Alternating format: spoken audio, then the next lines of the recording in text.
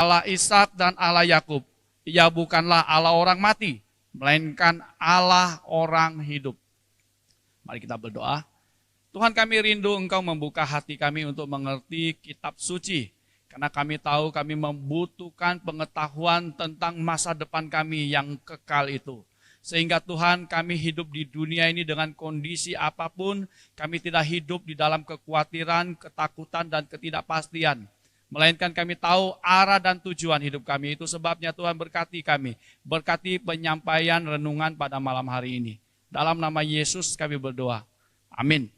Saudara-saudara yang dikasihi Tuhan, ya, ini adalah bagian kitab suci yang bicara tentang hari kebangkitan manusia. Ya. Jadi memang manusia itu tidak seperti binatang. Mati dan binasa dan tidak ada lagi. Manusia tidak. Allah menciptakan manusia, meniupkan nafas kehidupan ke dalam diri manusia. Ya, itu sebabnya manusia itu mempunyai yang namanya kekekalan. Sifat kekekalan. Sifat hidup kekal itu berasal dari Allah. Walaupun manusia berusaha dan mencoba menyangkal kekekalan yang ada di dalam dirinya, menolak yang namanya kebangkitan orang mati, tapi manusia itu tidak mungkin bisa memungkiri sesungguhnya di dalam dirinya itu mengandung yang namanya hidup yang bersifat kekal. Nah, saudara, hari ini orang Saduki, ya, orang Saduki adalah imam-imam yang mengandalkan filsafat. Imam-imam yang mengandalkan rasio. Yang tidak masuk akal tidak bisa diterima. Mereka hanya terima 5 kitab Musa. Dan mereka melihat kitab Musa itu secara etika, secara moral, secara hukum. Dan mereka tidak percaya nabi-nabi. Mereka tidak percaya hidup kekal. Mereka tidak percaya ada malaikat. Tapi saudara, pertanyaannya justru pertanyaan tentang kebangkitan orang mati. Saudara, teks ini adalah teks yang menarik. Perikop ini ya. Karena yang menceritakan tentang peristiwa ini bukan cuma Matius. Markus dan Lukas juga menceritakan. Markus 12 mengatakan peristiwa yang sama. Lukas 20 menceritakan peristiwa yang sama. Tentang bagaimana Yesus ditanya oleh orang Saduki yang gak percaya ada kebangkitan orang mati. Dan Yesus memberikan jawaban sehingga orang-orang yang percaya melihat ada sesuatu yang jelas, yang clear dibukakan oleh Yesus. Nah, jadi Bapak Ibu Saudara-saudara, berkaitan dengan kebangkitan orang mati, ya, sering sekali kita bisa terjebak seperti orang Saduki. Saudara, kita memikirkan dunia kekal yang di sana itu dengan cara berpikir dunia di tempat kita yang tidak kekal, ya. Dengan demikian, saudara, pemahamannya tidak nyambung. Jadi saudara-saudara, siapapun manusia, bagaimanapun dia, selalu saja ada konsep tentang kekekalan. Selalu saja ada konsep tentang Tuhan, konsep tentang penghakiman, konsep tentang sorga. Karena memang potensi itu ada di dalam diri kita sebagai manusia yang diciptakan menurut gambar Allah, ditiupkan nafas kehidupan yang bersifat kekal itu, ya, dari Allah.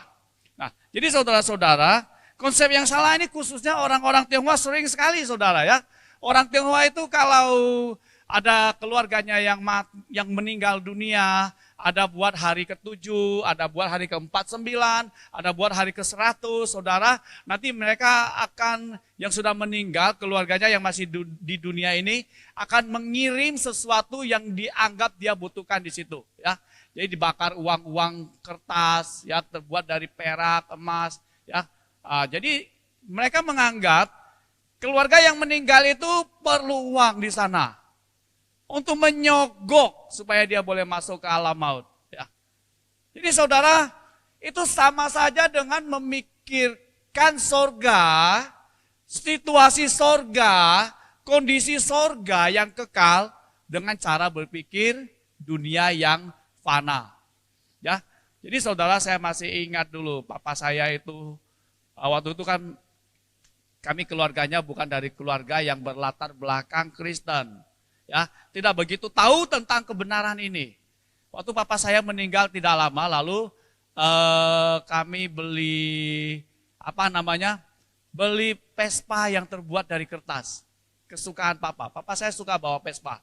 Lalu Vespa dibakar supaya sampai ke situ. Ya, wah, konyol banget saudara-saudara ya.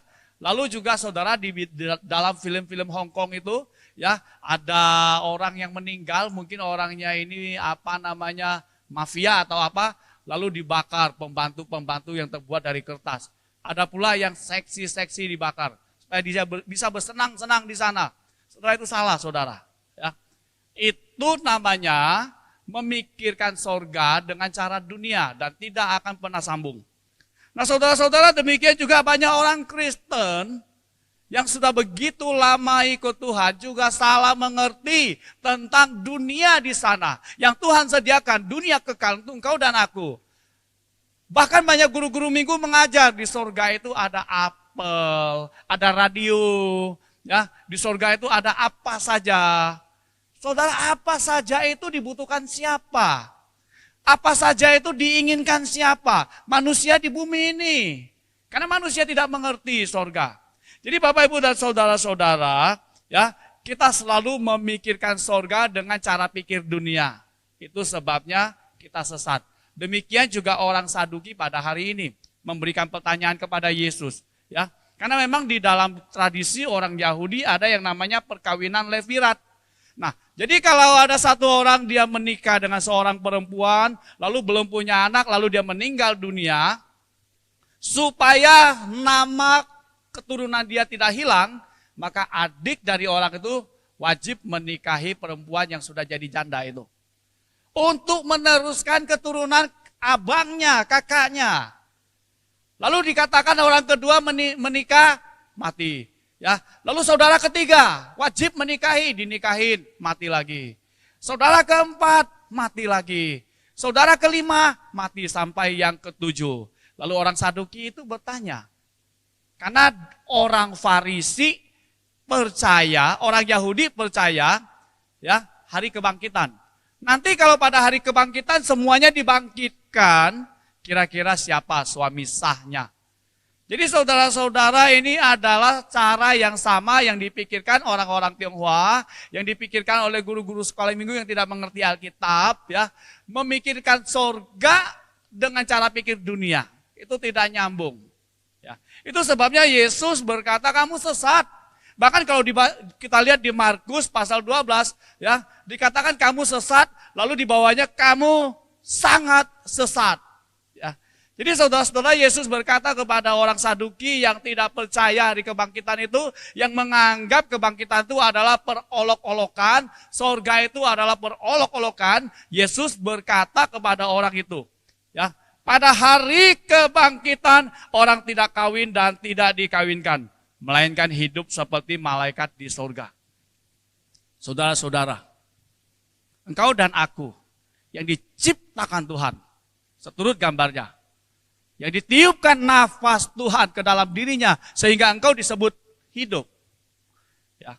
Kita itu punya sukacita surgawi, sukacita hidup kekal. Ya. Dan saudara-saudara, ketika nanti kita meninggalkan dunia ini, memang dunia ini harus ditinggalkan. Takut mati, mati juga. Tidak takut mati, mati juga. Setengah takut, setengah tidak takut, setengah mati. Ya. Jadi saudara-saudara, tetap aja mati. Dunia ini pasti kita tinggalkan. Dan itu sudah pasti. Tidak mungkin tidak. Karena sejak dunia dijadikan, hanya ada satu orang yang pernah mati, lalu bangkit dan tidak mati-mati lagi. Dia Yesus Kristus. Ya. Lazarus yang sakit mati. Mati 4 hari dibangkitkan oleh Yesus. Lalu setelah dia bangkit hidup lagi, lalu mati lagi. Hanya Yesus yang tidak mati lagi setelah dia mati untuk kita. Nah, saudara-saudara yang dikasihi Tuhan, saya ingin berkata kepadamu, ya, kita percaya ada hari kebangkitan orang mati. Karena Allah memberikan unsur kekal di dalam diri kita. Itu sebabnya kita mempunyai yang namanya sense of divinity. Perasaan keilahian. Perasaan kesakralan. Kita memiliki perasaan itu. Karena memang itu ada dalam diri kita. Dan saudara-saudara, ketika hari kebangkitan itu tiba, Yesus Kristus datang kedua kali ke dunia ini. Ya, maka engkau dan aku yang dibangkitkan kembali, dikeluarkan dari alam maut, kita akan menikmati yang namanya hidup kekal. Bahkan Yesus berkata kita akan seperti malaikat di surga. Dan di sana tidak ada yang namanya kawin dan dikawinkan. Wah, ini sebuah hal yang baru untuk kita. Yang sebenarnya tidak baru karena sudah begitu lama kebenaran itu diungkapkan di dalam kitab suci. Ya. Kita tidak perlu kawin dan dikawinkan. Di dunia ini kita butuh pendamping. Di dunia yang fana ini kita butuh kawin dan dikawinkan. Ya. Dan memang itu adalah kebutuhan mendasar kita. Kita diciptakan dalam model persekutuan. Dan saudara-saudara, di sorga tidak ada kawin dan dikawinkan. Manusia tidak butuh seksualitas lagi. Manusia mempunyai pendamping yang bersifat kekal dan tidak perlu seksualitas. Manusia akan merasakan yang namanya kepuasan yang tak tertara bandingnya. Karena saudara-saudara bahkan dikatakan manusia tidak butuh matahari. Wajah Tuhan yang menyinari kita. Dan kita akan puas, kita akan cukup, kita akan berlimpah. Tanpa harus ada benda itu, benda ini. Kita akan menikmati hidup yang tidak berkekurangan. Kita akan menikmati hidup yang bersifat sempurna. Tidak perlu tambah apa-apa lagi. Tidak perlu tambah HP. Tidak perlu tambah segala macam yang ada di dunia ini. Sehingga kita merasa bahagia. Karena kita akan bahagia di sana bersama-sama dengan Bapa kita yang di sorga. Karena Kristus membeli kita untuk itu. Jadi saudara-saudara, kawin dan dikawinkan hanya urusan dunia ini.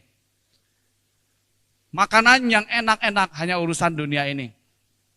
Segala yang betul-betul nikmat di dunia ini hanya urusan dunia ini. Di sana ada kesempurnaan yang tinggi. Kita tidak butuh ini semua. Yang kita butuh adalah Tuhan sendiri yang pertama. Yang memberi kita hidup, yang memberi kita bahagia. Yang kedua, dan kita tidak akan pernah kekurangan partner, teman. Karena kita semuanya anak-anak Tuhan. Kita mempunyai persekutuan yang erat. Satu dengan yang lain saling mengerti. Tubuh sorgawi yang diberikan kepada kita membuat kita sempurna. Dan itu sebabnya Yesus berkata, kita seperti malaikat di sorga. Ya. Jadi saudara-saudara, hari ini begitu banyak orang ya suka sekali bicara soal sorga, suka sekali bicara soal hidup kekal, walaupun di dunia yang fana, tanpa pengertian yang benar. Dan Yesus yang datang dari atas, yang sudah turun ke dunia ini dan sudah mati dan bangkit, dia tahu semua itu, dia bukakan semua itu, supaya saudara dan saya tahu, kita punya kebahagiaan sejati yang menanti kita. Yang terpenting adalah saudara, kita harus percaya kepada Injil. Kita harus mengikut Yesus Kristus. Dan kita harus mempersembahkan kehidupan kita untuk Yesus Kristus. Dan tujuan terbesar hidup kita adalah Allah sendiri. Yang akan membuat kita bahagia selama-lamanya. Mari kita berdoa. Tuhan, biarlah firman-Mu menerangi hati kami. Biarlah doa malam hari ini memberikan kepada kami sukacita itu. Karena kami tahu jaminan itu sudah ada.